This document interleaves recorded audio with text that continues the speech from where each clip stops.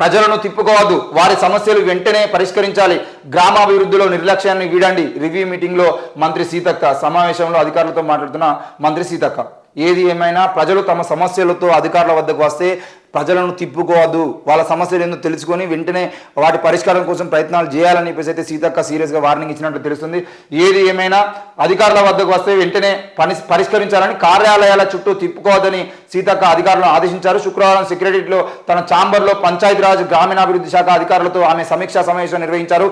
అధికారులంతా నిబద్ధత, అంకిత భావంతో ప్రజల సంక్షేమం కోసం పనిచేయాలని సూచించారు.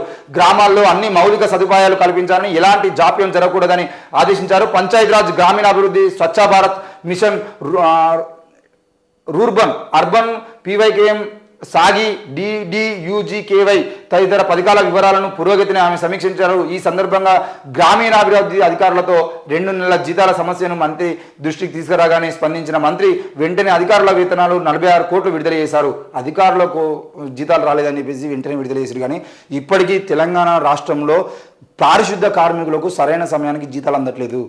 కనీసం ఒక్కొక్కసారి 3 నెలలు, 4 నెలలు, 5 నెలల పాటు కూడా జీతాలు అందకపోతే వాళ్ళు చాలా ఇబ్బందులకు గురవుతున్నారు. అధికారులకు అవసరమైతే వాళ్ళు ఆస్తులు వెనకేసుకునేవి కూడా ఉంటాయి, వాళ్ళ పేరు చెప్తే అప్పుడైనా దొరుకుతాయి. కానీ 10,000, 20,000 రూపాయల కోసం పనిచేసేటువంటి పారిశుద్ధ కార్మికులకు జీతాలు పెంచాల్సిన అవసరం ఉంది, వాళ్ళకు పని సమయాన్ని తగ్గించాల్సిన అవసరం ఉంది. ఉదయం 5 గంటలకు 6 గంటలకు చెత్త సేకరణ కోసం వచ్చేది ఉంటే సాయంత్రం 6-7 గంటల వరకు వాళ్ళు పనిచేయాల్సిన పరిస్థితి.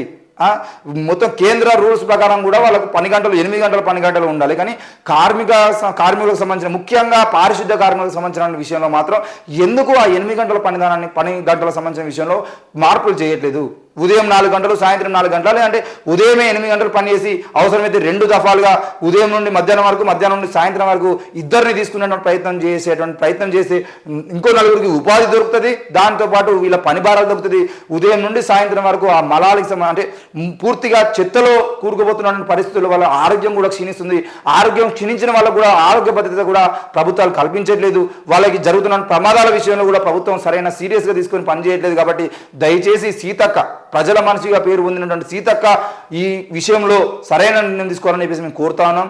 ఏది ఏమైనా వాళ్ళ పని గంటల విషయంలో ఒకటి, సరైన సమయానికి పారిశుద్ధ్య కార్మికులకు జీతాలు అందించాల్సిన అవసరం, బాధ్యత ప్రభుత్వం మీద ఉంది.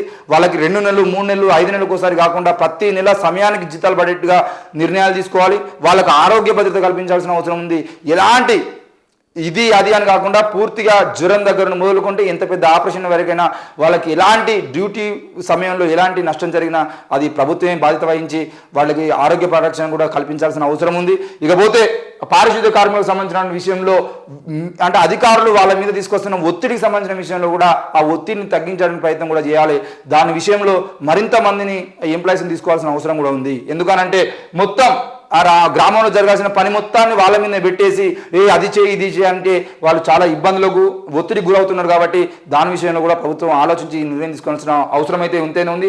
ఎందుకనంటే ఇంతకుముందు కేవలం ఆ ముర్కాలు, చెత్త సేకరణ అదే ఉండదు. కానీ ఇప్పుడు ఏమైంది, డంపింగ్ యార్డ్ల పేరుతో చెత్త తీసుకుపోయి డంపింగ్ యార్డ్లో వేయాలి.